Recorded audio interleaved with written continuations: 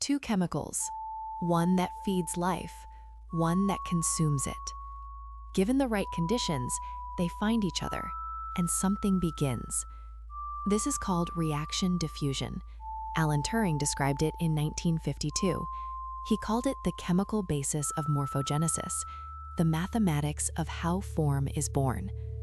Leopard spots, zebrafish stripes, the folded surface of a brain, coral growing in the dark. None of it designed, all of it inevitable, once the parameters are right. Two numbers, feed rate, kill rate. Adjust them slightly, and the whole world changes.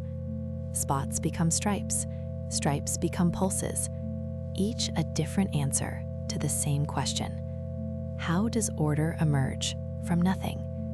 The same way it always does. One small reaction, repeated endlessly. If this stayed with you, a like and subscribe helps more than you know.